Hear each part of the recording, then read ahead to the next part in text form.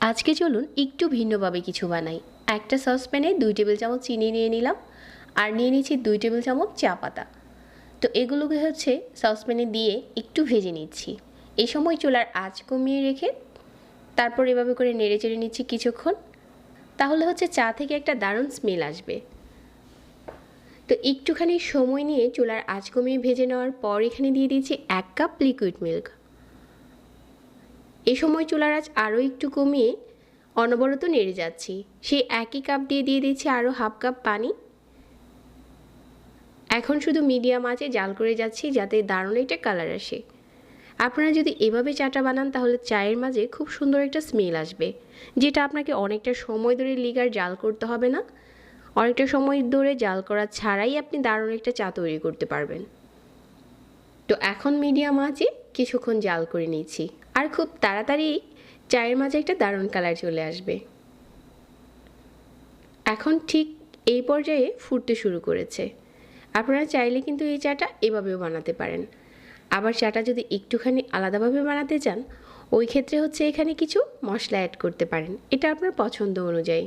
তবে রেগুলার চাটা না বানিয়ে একটু ডিফারেন্টভাবে এই চাটা বানিয়ে দেখতে পারেন, এটা খেতে সত্যিই অন্যরকম। তারপর একটু নেড়ে দিচ্ছি। চাটা কিন্তু এখন অনেকটাই ঘন হতে শুরু করেছে। এই রেসিপিতে চা বানালে সময় অনেক কম লাগে। চায়ের এই মিশ্রণটা যখন ঘন হতে শুরু করেছে, এখানে আমি কিছু আস্ত মশলা দিয়ে দিচ্ছি। যদি এই চাটাকে একটু টেস্টি করতে চান আর মশলার ফ্লেভারটা ভালো লাগে, তাহলে এখানে মশলাটা অ্যাড করতে পারেন, তা না হলে স্কিপও করতে পারেন।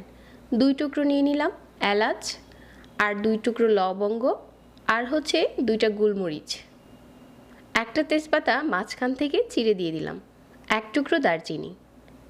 এই মশলাটা দেওয়ার পর আরও কিছুক্ষণ অপেক্ষা করছি যাতে মশলার এই ফ্লেভারটা চায়ের সাথে মিশে যায়। এইভাবে করে যদি আপনি চাটা বানান, চাটা কিন্তু অনেক ঘন হয়। এখন মিডিয়াম আঁচে একটু সময় নিয়ে জাল করে নিচ্ছি।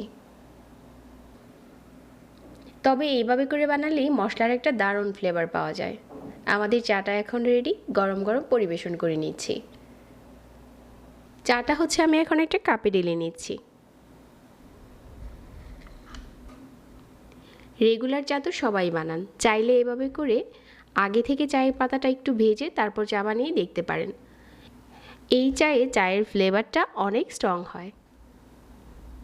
যাদের কাছে প্রতিনিয়ত নতুন রেসিপি পেতে ভালো লাগে, চাইলে পেজ ফলো করে রাখবেন প্রতিদিন নতুন নতুন রেসিপি পেতে। সবাই অনেক ভালো থাকবেন। আজকে এখানেই বিদায় নিচ্ছি। আল্লাহ হাফেজ।